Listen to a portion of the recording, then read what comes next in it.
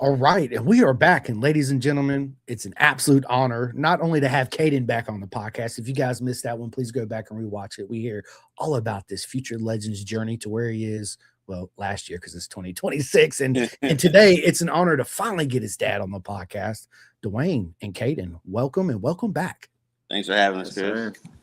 Listen, gentlemen, the honor is absolutely all mine. I definitely want to talk about Azra at Daytona, Race of Champions. But before we get into all that, Dwayne, we all heard Caden's story of how it all began, and this is the grassroots of racing, right? Father, Right. son, father, daughter. This is where it all begins. So, tell us your journey, man. Where did it all start with you? Where did it start with me? Literally, probably on my 21st birthday. I was like 21, and I'd been married for maybe a year. And I woke up on like a Saturday morning. I rolled over and looked at my wife, and I said, "Hey, I think I want to go buy a motorcycle." And never had any idea how to even ride one. And got up that morning. We went and bought one, and the What'd guy. you get? It was a 2003 SV 650. Love it. And the guy he taught me how to ride in the back of the dealership. They had a little paved road back there. He taught me how to ride, and I took it home that day. No license, no nothing. So It's crazy how you can go buy a motorcycle with no motorcycle driver's license, right? right, It's no endorsement. Just hey, yeah. Yeah, there you go. We're just glad we sold another unit, right? Like, check That's that it. off, right? Yeah, and it made a customer happy. I grew up, of course, riding my other buddies' dirt bikes and stuff, riding with my dad.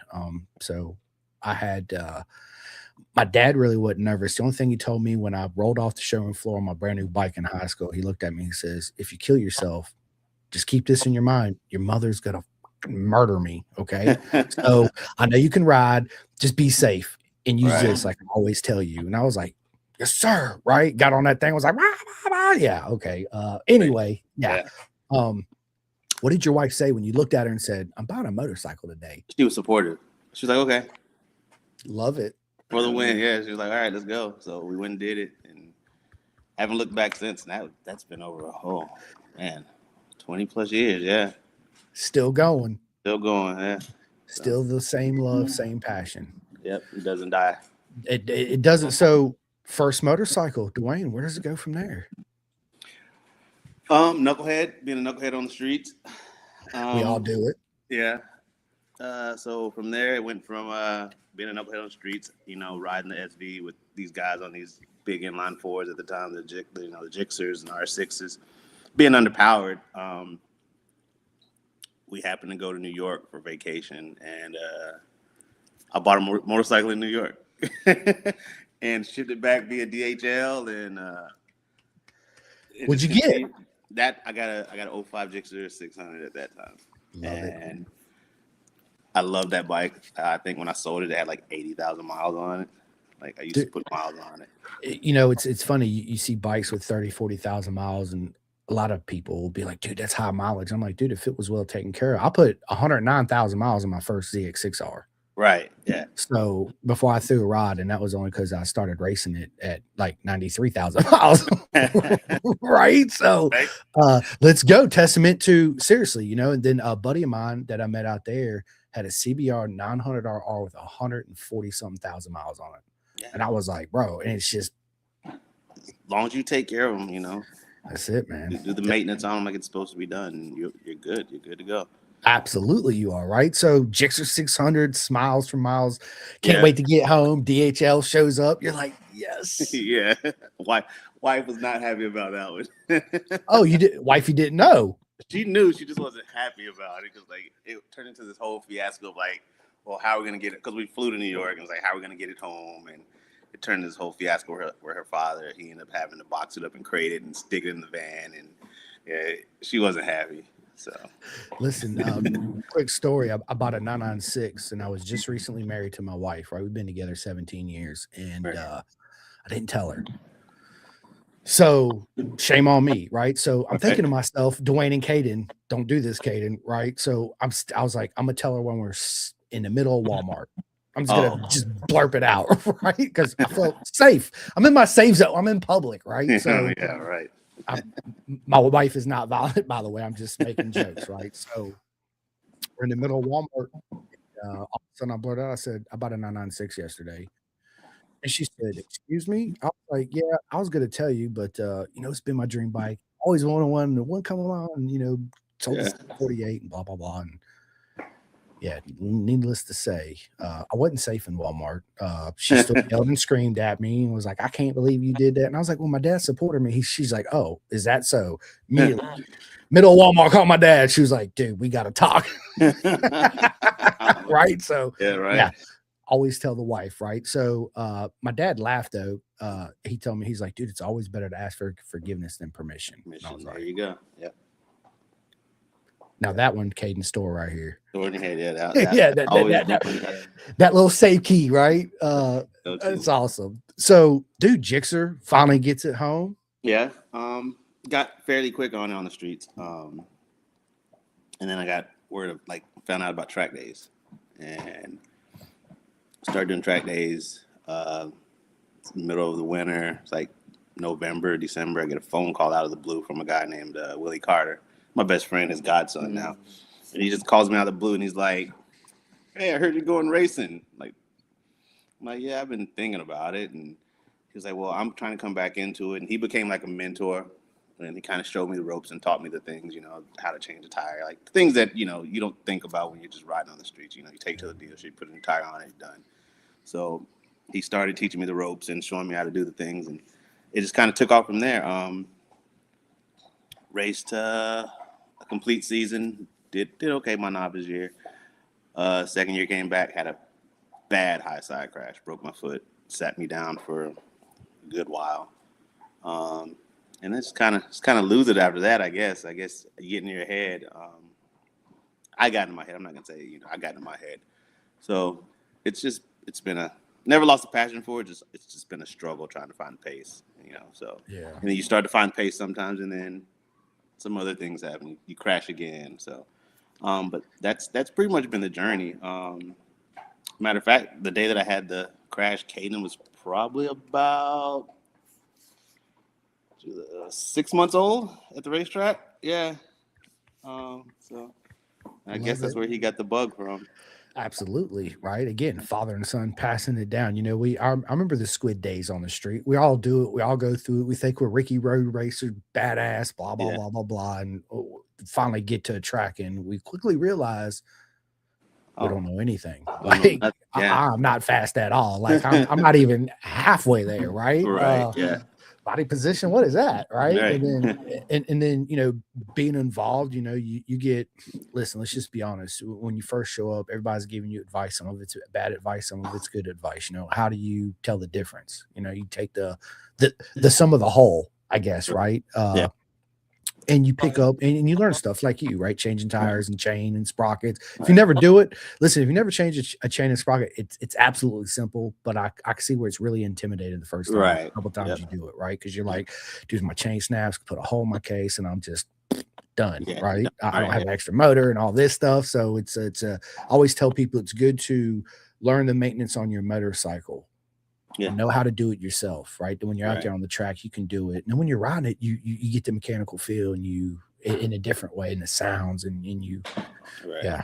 Now you're really dancing with her, yeah, because you know her, right? I want to get to a couple of these comments real quick. We got Robert Maxwell, bro. What is up? He said, "Let's go."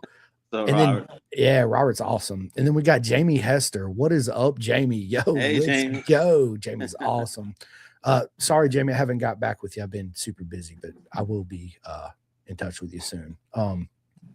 Listen, we all, man, it's funny when you fall in love with motorcycles. I always say motorcycles choose you or you choose the motorcycles. When the motorcycle chooses you, it's a life, it's a passion, it's a daily routine.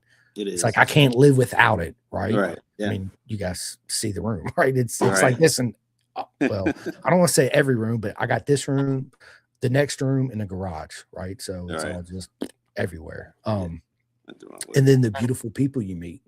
Yeah, and it's on the journey along the way. Such a small community, and I lived in Europe for 3 years, and I met people there that knew people that we knew mutually here in the U.S. So it's such a small community. It's so tight knit, and I love that about this sport. I So do too. I do too. So, man, let's take it fast forward. Caden's 6 months old. Before he yeah, was born, like I know I did. Did you have aspirations, obviously, of getting Caden on two wheels, or it was never anything that was like this is what we're gonna do. It was just like this is what I'm doing. Whatever he decides he wants to do, he can do. And it just, I think, just being in the environment, it just naturally, attracted. He attracted it, or it was attracted to him, and just went from there. So 4 years old, before he could even ride a pedal bike, he got a PW50. like, um, and it's been full speed ahead ever since. full speed ahead? Empty wallet, credit cards maxed out, dude. I've been there, dude. Trust Yeah. me, I get it, dude. I had the aspirations. I took Rossi to the racetrack when he was born. He's been to a lot of races. Right. Used to play MotoGP races, put headphones of motorcycle sounds on my wife's stomach when she was pregnant. Yeah. Like, I had that. I was like, no, this is what we're doing. Yeah. Straight up, same thing. TTR 50 before he was born, and Right. he just was like, I knew it really wasn't in him. He wasn't in love with him like me, and it hurt. Not gonna lie, right? Because I always wanted to pass this passion of mine to my son and have him accept it too. But then I realized that he's his own individual. He needs to figure himself out and what his likes and dislikes are. And it's always here. He always has the option because I'm not going nowhere, and neither are the motorcycles, right? Right. So, Yeah. So, every once in a while he'll go out there and be like, yeah, I want to ride the dirt bike. I'm like, yes, let's go. Right. 30 minutes later, he's like, okay, I'm done. I'm gonna go play video games with my buddies because they just called me on the phone. I was like, all right, I'm gonna ride then, So yeah, man. But one thing that I love, dude, is you guys as a father and son have this unique, special journey, which is two-wheel racing, right? Not a lot of people get to have that same journey. Just think about the hundreds of millions of people in the world and the people that we know in our small little community that's only doing it, right? Yeah. So this journey you two are sharing is it's the most beautiful journey of life. It is. That's one of the things I say. I say I'm living almost every man's dream, is to see their child follow in their steps, or to pursue their passion just as well. It's kind of like a woodworker and his son becoming an architect. It's a beautiful thing. So, when was the day that you realized, Dwayne, that Caden was faster than you? Ooh, I had to throw that out there, man. Look, Caden, unexpected too. Okay. So fast forward PW50, he starts racing. What was it? The KTM? No, it was a YZ65 two-stroke dirt bike. And I used to bark advice at him. And one day he literally said, "Well, you're not the one riding the bike." Fair enough. So I bought a YZ250F, and I started doing motocross with him. And I told him, I said, the day that you beat me, I'm just gonna hang up motocross.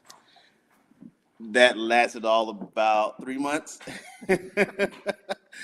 Needless to say, I sold the dirt bike, and that was it. So it's funny. But seeing that and witnessing it is a beautiful thing, right? Yeah. Proud dad moment for sure. Very, very, very proud. Yeah. That day that it come, I'm sure it was tears in the shower away from everybody, right? Like, yes, this is awesome, and to see the smile on his face too as well. And I'm sure there's been some of this from him along the way. There's a lot after of that day, for sure. Caden's like, dude, what are you talking about? I'm faster than you. Just remember that, old man. And you're like, hold up, right? Yeah. But again, that's the beautiful bond that a father and son has that in this sport, man. It's absolutely amazing. And let me ask you this, Dwayne. Being a dad, obviously, when Caden's out there on the track, you got to be super nervous. Yeah. There's no way around that. Like I know his level of riding, and like I said, it's a small community, so you tend to trust everybody you ride with. But anytime the yellow flag or the red flag, like your heart drops, and it's just like, okay, where are they? And at that point, you're not only checking for your son, you're checking for everybody else's kids, because they're all friends and they're all family. So you It doesn't go away. It's never gone away. Never. And Yeah. I don't know.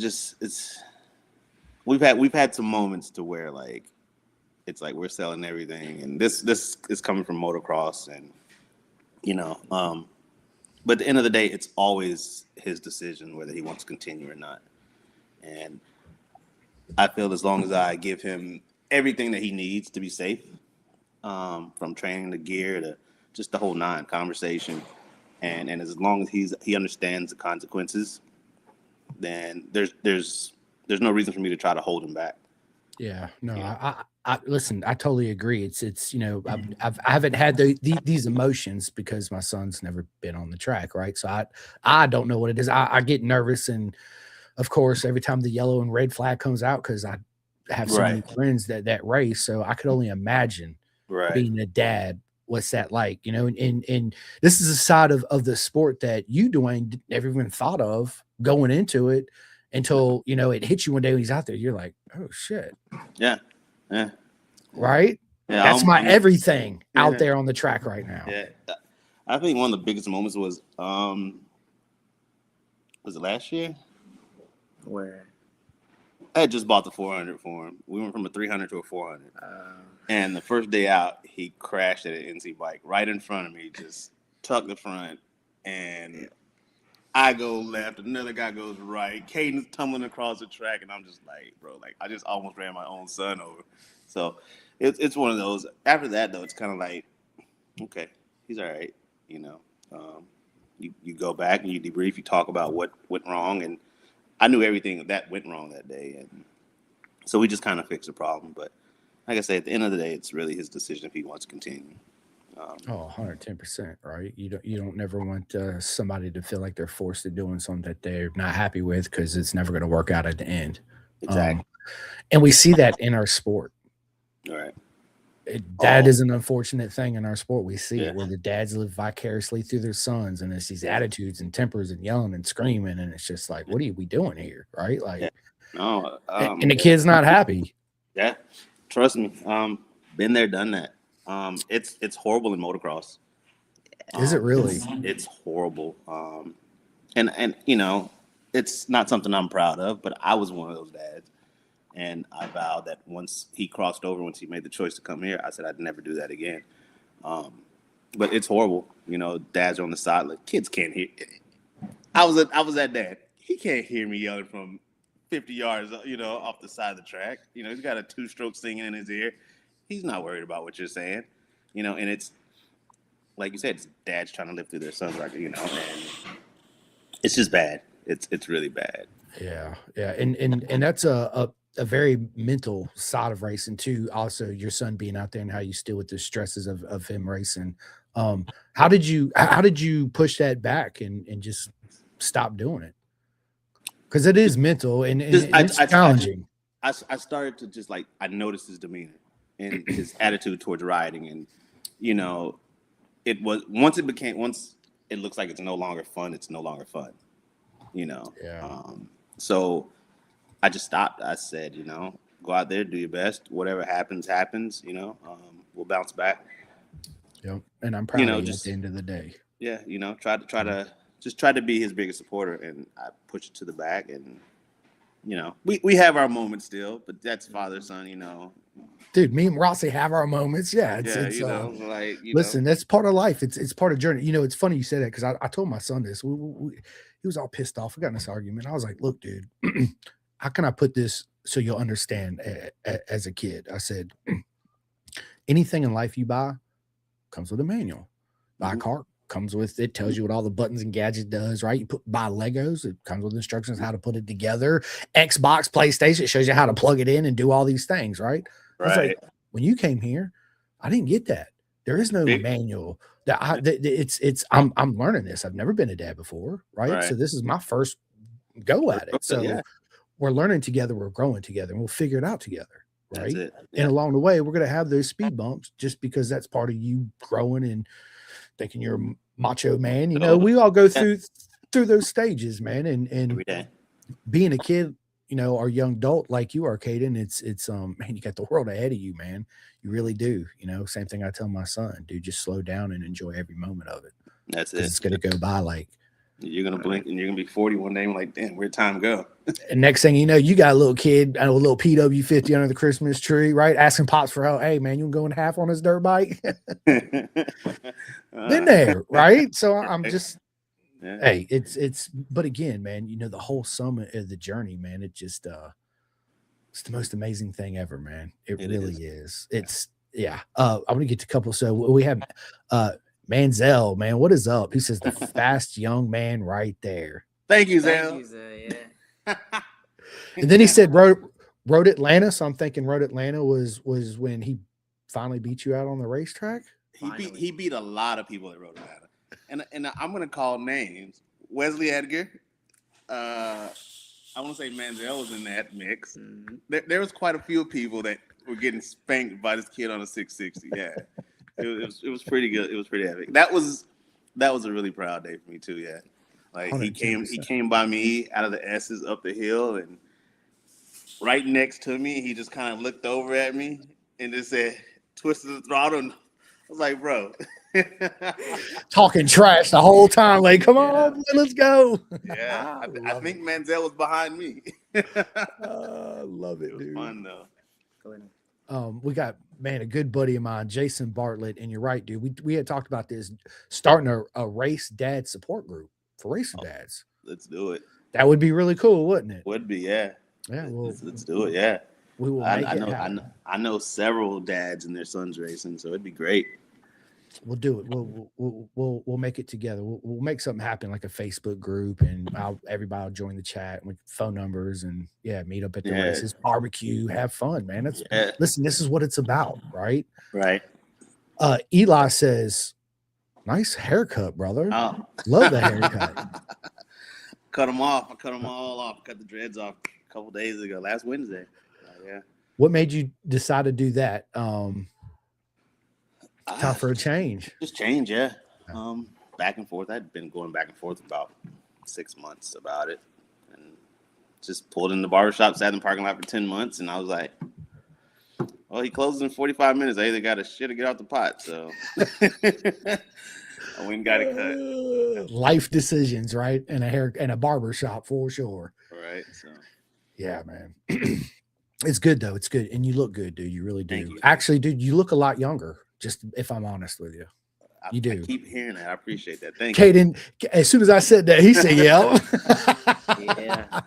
Yeah, looking good, man. Look at it. Look, Manziel says, "Wow, dropping names." Yes, sir. That's right. Bomb dropping them too, baby. And then John Paul Green, what is up, my man? He lives in Vinton, Virginia, like 15 minutes down the street from me, man. Yeah. Yeah, he's not too far from me at all. He says Wes was fighting for his life. Yeah, Wes was struggling to get away from Caden. I love it, man. I love it. And then we got Derek, man. He says, "Give your boy your BMW. Maybe he'll finally open it up." Oh, did he learn how to brake yet? Oh man, yeah. So once Caden, it was like, "Hey man, I want to go racing." Obviously, you're all in 110%, and you guys had an extraordinary journey so far. Yeah. It took me for a loop. So we did the motocross for 4 years, something like that, from 6 to like 10. And he had a real bad off at a race at the start, had a ruptured spleen. He was hospitalized for like 7 days. And we got back to it. This was right after he broke his thumb in that hand. We went back to racing, and just the passion wasn't there. Like you could tell he was a little timid. So we got off the bikes. We took a break. And I just asked him one day, I said, "Are you done?" He goes, "Yeah." He said, "I think I'm done." He goes, "I think I'm tired of being hurt." And I said, "Well, do you want to try anything else?" And he said, "Maybe the street bike." So, me being the person I am, I found a 300 like in a week, and he was doing track days. and it just took off. Like he adapted so quick, it wasn't even funny. So 300 lasted about half a season. Picked up a 400, rode that. How long you been on the bike now? 2 years. 2 years. Yeah. Yeah, so probably rode that about half a season, and we threw the 660 in there, so we've been kind of bouncing back and forth.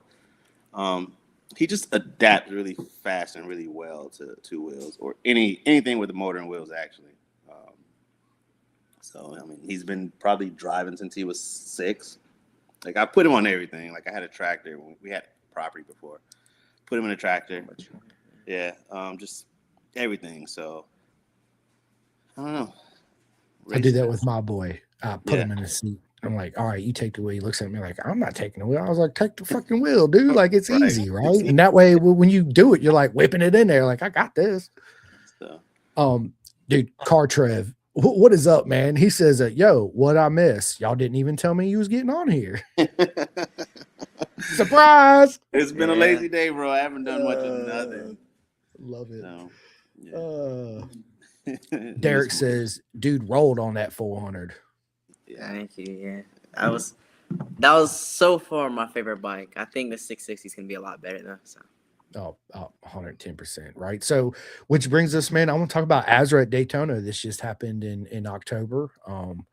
I was fortunate enough to be there, fortunate enough to commentate and do interviews with all my friends, right? Which was, dude, it was the best weekend ever, for sure. There was a lot. That was pretty epic. I loved it. You brought a lot of life to the announcement. Well, I appreciate it, man. I was super nervous, didn't know how it was going to turn out, but yeah, I just let's go like anything else, right? All in, let's make it happen. So, yeah, and then interview when I seen Caden in, I was like, yes, let's go. You know, get to do the interview with all my good friends. It's that's what it's about because I've never been in that position to where yes, I go to the podium and I see them pull in and I see the eyes, but it's very few moments that I got like I did that whole weekend of all my friends coming in from winning and pull up their visors for the first time and just seeing the eyes this big, the smiles, and feeling the energy and the emotions. That to me was just pure magic. Proper mega, as I always say, right? There you go. Yeah. Yeah, absolutely. So, which brings us to 2025 is over. Caden, I told you this before. I'm absolutely proud of you and everything you achieved. I hope they're ready for you next year. Don't think that they are, right? But let's talk about what you got going on right there, man. What happened? So yesterday I was out riding with a few of my buddies, and for Christmas I've gotten an e-bike. I got a Solari, and I hit this jump. I landed fine and everything, and there was a ditch, probably like 15 feet, if that. And the tires and brakes aren't really good on the bike, so I just slid and then smacked the ditch, and my hand got jammed in the bar, flew forward. I went to the hospital last night, and I guess I have a little hairline fracture on my wrist. So they said it's not terrible. We still got to see the orthopedics about it. So yeah, it was so tiny that it didn't even show up on the X-ray. Yeah, they said they had a squint to really see it. So yeah, dude, you'll bounce back, be fully recovered in no time. Yeah, 110%. And yeah, there's I was waiting for you to start that out with well, what happened was, look, Dad's like, I blame Andrew Graham for that. You're in trouble, Andrew. yeah. Oh my God, dude, that's hilarious. I mean, hey, kids will be kids, man. You gotta just let them be kids. Just let them be because it's this short. Yep. And then soon responsibilities will hit. I'll be like, dude, I just want to go back to being 15, 14 again. What are you talking about? Yeah. I want to pay bills. Yeah. Don't be in a rush. Don't be in a rush to be an adult. Do not be a rush to be an adult, man. So future, tell us what you guys got in store for the future. What is 2026 bringing? And yeah, tell us that first. No, go ahead. I was going to say, and then I was saying that, what are the expectations going into this new season? So to start with 2026, it's gonna be a wild ride. I did a lot of work since Daytona, securing sponsors and things of that nature. We got some great people on board that's helping with we got Triple T suspension. Let's see, not Lejeune Power Sports, I'm Bison. Yeah, I'm having a brain fart right now. OTW Racing, Dental Health Seminars, they're helping out. We do that. We got some great people on board, and we're putting together. I'm gonna still shoot for 3 rounds with Daytona maybe out of the picture right now, but we're shooting for 3 rounds of Moto America. We're gonna try to throw some Azra in there, And biggest expectations is just really like keeping him healthy, and the most realistic goal for me, and the same thing I've told him, is we're not gonna go in there and expect to like win the Twins Cup or run in the top 3 or any of that. It's just let's score 1 point. You score 1 point, okay. Let's build off that. Let's go score another point. Stir the pot, make some noise. That's it. That's just the expectation right there. There's really nothing super outlandish that we're reaching for. It's just let's score a point. And you know what? It's going to happen sooner rather than later. Trust me. It really is. And was saying that, what rounds do you guys plan on doing? Obviously, maybe not Daytona, obviously. Right. But if he can heal before Daytona and get some wrist strength, we'll definitely do Daytona, Road Atlanta, VIR, and potentially Barber. Love it. Yeah, so those are the rounds. I love it. Cartrevs, I was laughing. He says, I'm finally taking his pit bike. Oh my God. He runs around, steals everybody's pit bikes at the races. So Finally got my own. You got his finally, own. yeah. That's hilarious. I got tired of walking, so I bought me a scooter, electric scooter, and then my son was like, he wanted to take it over, so I was like, I'll just get me another one. So yeah, Right. it's I ride around on now with my little e-scooter. Nice, yeah. So Which I've become a fan of mountain bikes. Yeah, I love mountain bikes. Yeah, so that's what I like riding around on. Yeah, I wouldn't mind getting me one of those, e-bikes too. But man, they're expensive. Crazy expensive. Yeah, man, they're absolutely expensive. My buddy was talking about. Go ahead. That was a mama purchase because Daddy wasn't buying that one. Thanks, Mom. We love you. Yeah.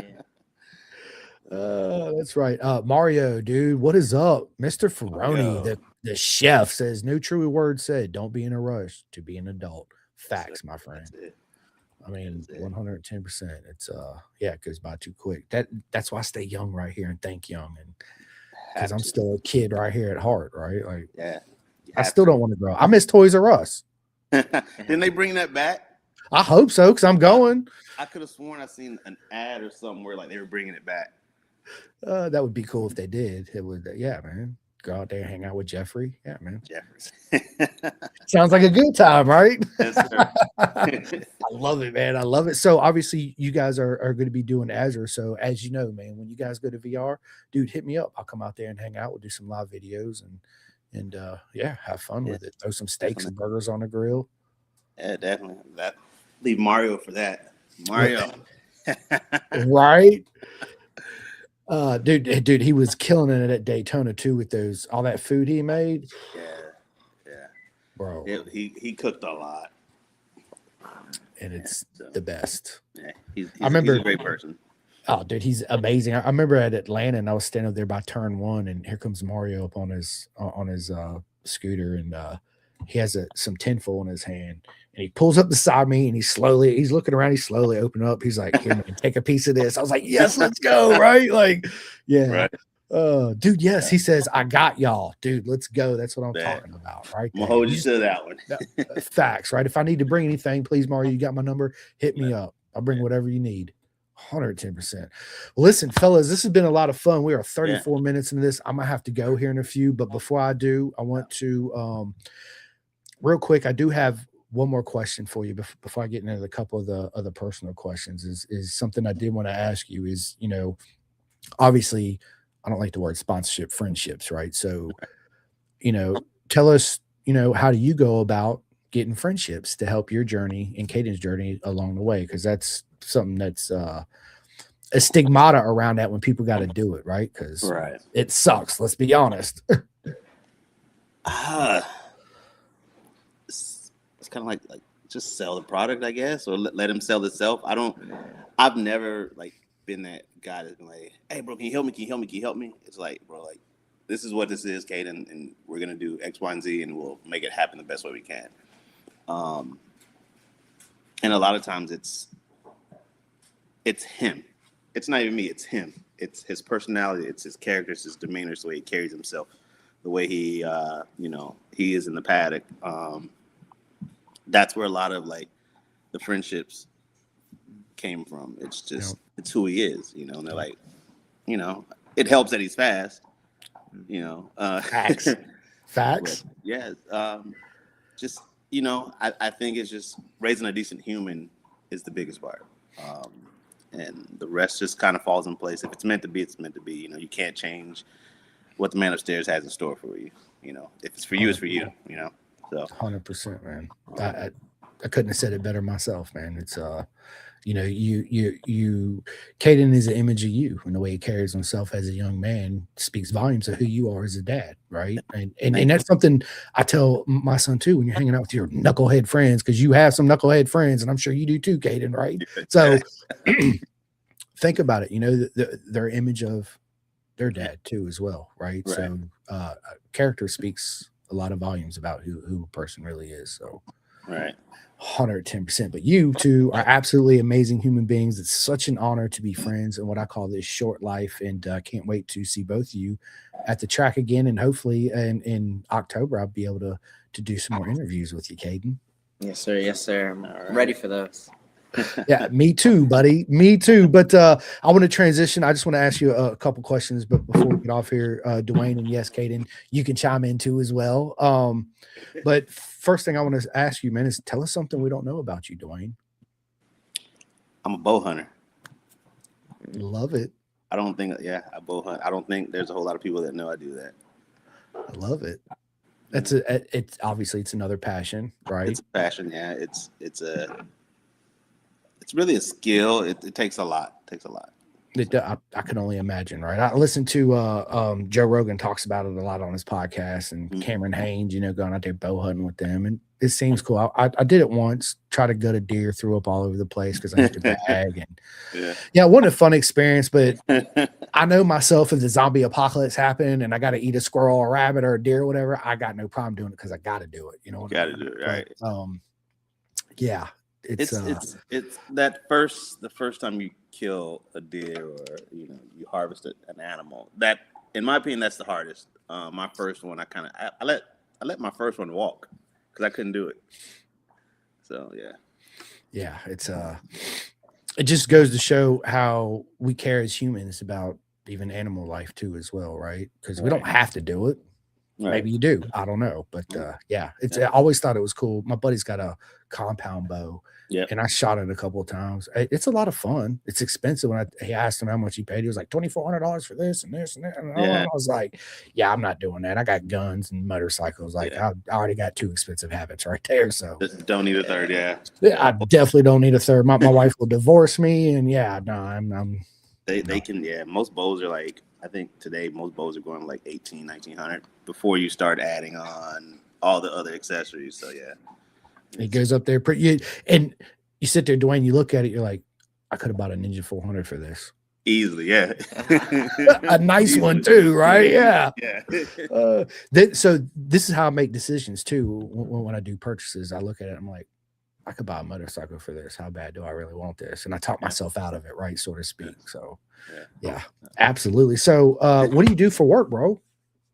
So I work for the federal government. Government employee. I would run heavy equipment for the federal government. It's kind of like a Department of Public Works, kind of like for the city. It's just for the federal government here on Fort Bragg. Love it, man. My wife works for the VA, so she's a federal government too. We got federal government insurance, which is absolutely amazing. Awesome. Absolutely amazing. When I had my wrist surgery last year, it was $60,000. We paid $250 out of pocket. And I was like, bro, Crazy. let's go. Yes, let's go. But then my MRI cost me $300. And I was like, how did a $60,000 surgery cost less than an MRI? MRI, yeah.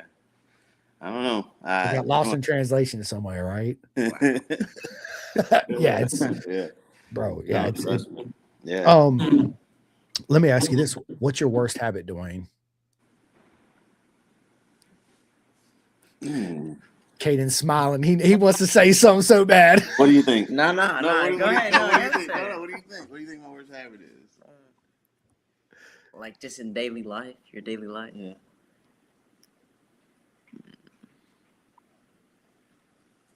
I don't know. Good answer, Caden. No. My worst habit? Procrastination. Yeah, especially with laundry. I'm like, yeah, I'll get to it, and then it's like all day long. I'm like, shit, I should have did it. Yeah. I think I'm worse than that. I'm like, yeah, I'll just live out of my basket until it's time to do laundry again. Look, I'm laughing, dude. Anthony says, don't do it, Caden. Oh, man, I love it. It's good, man. But, it goes to show, again, the relationship you two have together, right? It's a beautiful thing, man. It really is. Last question I'm gonna ask you because I'm gonna have to get off here and run. Right. I already been mom already texted me already. So listen, you're just now getting into Moto America. It's gonna be your first season into it, not full season, but first time being in the paddock and all that. What changes would you like to see, Dwayne, in our sport right now, whether it's club racing or racing in Moto America? I had this conversation probably about an hour ago with a friend. I think he said, "Did you talk to my buddy?" No, I really think and I might get some hate or some flack for this, but I feel like the U.S. I think we have it backwards. I think we have the whole program backwards, right? And I'm not pointing fingers; it's just what I noticed. I lived in Europe for 3 years. I kind of see how it is there. I think we tend to focus on the wrong things here. Here, it's like, I'm just going to call it's money, right? It's how much money can we make off this? How can we bring more money to the sport? Instead of saying, how can we grow the sport? In Europe, they focus on the kids. That's the primary focus. It's a way of life. It's lane splitting is legal, because it's safe, right? Like, I want to get pinned between two cars or dipshit back there not paying attention. So everything that they do is based around that, right? There's a lot of people who they know about Isle of Man, but I lived in Belgium and they do, what is it like? It's basically they close off a little town and they do the same thing. So I think I would like to see it be more focused on the youth because that's the future. Absolutely. Not necessarily. Let's not focus on. I don't know. There's so much. The barriers to entry. It's just like it's crazy. I had conversations about the Talent Cup and how that's not a professional race and it's an amateur race. And well, if it's an amateur race, I should be able to buy a Kramer 350 and enter my son. But it's a barrier to entry. You have to go buy this $30,000 motorcycle in order to participate. And oh, by the way, if you crash, the windscreen's X amount of dollars, or this is that. It's just it's a lot. So I feel like that's where we need to start. We need to really focus on growing the sport, and then the rest will just fall into place. Yeah, dude. I talk a lot about the Talent Cup too. I feel like I agree. They need to make it a cheaper entry level into road racing because not everybody can afford not one Kramer but two Kramers because you gotta have a backup bike, right? And then they promised that they were gonna have a semi at the rounds, right? Or this big with all these spare parts. I have not seen a Kramer truck anywhere at any Moto America round I've been to, right? So I feel like they just need to either take it back to the 400s or just go with the R3s. Make it R3 Cup, right? It's cheap, it's entry level. A lot of people can do it, and it's not going to cost you $130,000 for entry level season in Moto America. That part. Yeah. You know what I mean? Yeah. So, I mean, that's it, you know. Barriers to entry, I mean, it's a lot. I mean, I went to Coda one year and I was parked and seated in 15 minutes. Took him to Assen, and it took us 3 hours to get parked and into our seats, you know. So it's a lot different. But it is. I'm a huge fan of, obviously, people know BSB is my favorite production racing in the world, hands down. But listen, gentlemen, I'm gonna have to run. It's been an absolute honor to have both of you guys on here. Thank you for having us. I love having the father-son duo. We would definitely sit back down and run this back. Hopefully, Caden, I'll see you at Daytona, my friend, in March. Yes, sir. Right? Hopefully. So yeah, listen, before I let you two in the podcast, I just want to say, man, I say it all the time. Thank you to everybody that watches this, everybody in the chat right now, all the downloads, all the love and support I get. If it wasn't for each and every single one of you, I wouldn't be sitting here. So it's nothing but love to all you guys and girls, and I really mean it. I really, really do. Yeah. And on that note, you guys know where you can find me at. I'm at your local racetrack near you, right? And there you go. there it is. So Dwayne, Caden, man, tell everybody where they can find you on social media, and make sure if Caden is there at Daytona, make sure you stop by, say hi, get that picture, get that autograph, and maybe you'll have some merch for sale. Yeah, we're working on some merch. Trying to do all the things. So love it. And Caden can be found at on Instagram 2_Bones Racing. And your Snapchat. Nah, we're not gonna do Snap. Not Snap. Definitely not Snap. Yeah, so go follow them, give them a like, follow on 2_Bones Racing, and yeah, that's it. I'm not I do a little scrolling, but I'm not big on social media. So it's all good, man. It is all good. But yes, gentlemen, I can't wait to get that hug from both of you guys this year. And yeah, have fun, and can't wait to see you. And this episode will be out later on. When I get home from my mom's house, I'll publish it out tonight. So okay. I'll tag you guys and send you guys the direct link. And yeah, on that note, I'm out of here. I hope you guys had a proper mega weekend. It's Monday tomorrow. Boo, got to go back to work. But it's life. Monday, yeah. Don't be an adult. Don't rush it. That's right. Don't rush it, Caden. Right? Let's go. All right. Oh, I love it. All right, guys. Dinner and tell everybody to say hello. I will. You too, man. Give everybody hugs for me, and I'll talk to you gentlemen soon. Yes, sir. See you guys. Calling all two-wheel enthusiasts, get ready to rev up your earbuds with Pin the Gas Podcast, the ultimate motorcycle racing podcast, hosted by Chris Simcoe, one of our very own excellent leaders here in Roanoke, Virginia. With expert analysis, behind-the-scenes stories, and exclusive writer interviews, Pin the Gas Podcast delivers the adrenaline rush of the racetrack straight to your ears. Whether you're a diehard fan or a curious newcomer, you'll gain insights that will transform how you watch and understand motorcycle racing. On your favorite podcast app, join Simcoe as he takes you on a high-speed journey through the world of motorcycle racing. Pin the Gas Podcast.